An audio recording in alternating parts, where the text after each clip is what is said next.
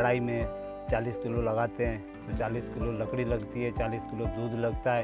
इसको बनाते हैं 1 घंटा 1.5 घंटा लगता है एक कढ़ाई में, और उसमें से निकलता है 8 किलो खोया। सारा दिन आग के ऊपर ये जैसे चम्मच चल रहा है ऐसे चलता ही रहता है।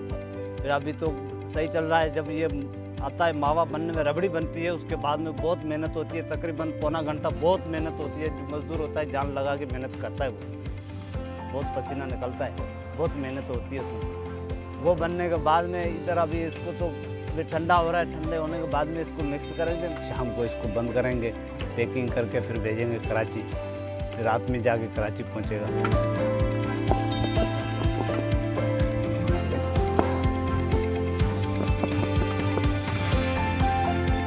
इसमें कोई चीज़ नहीं शामिल करते, ये खालिश बनता है। मेरे बच्चों की रोज़ी हो जाती है, मज़दूरों की मजदूरी हो जाती है, उनका भी गुजारा हो जाता है, मेरा भी गुजारा हो जाता है। इसमें से जामुन बनता है और वाइट अलग बनाते हैं, वो बर्फ़ी में इस्तेमाल होता है, और ये जामुन में इस्तेमाल होता है, और खोए में, कुल्फ़ी में इस्तेमाल होता है।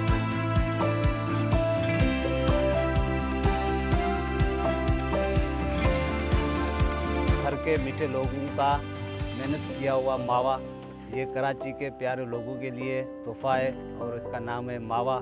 ये मावा कहलाता है, उधर कराची में खोया ही बोलते हैं, हम इधर मावा बोलते हैं इसको।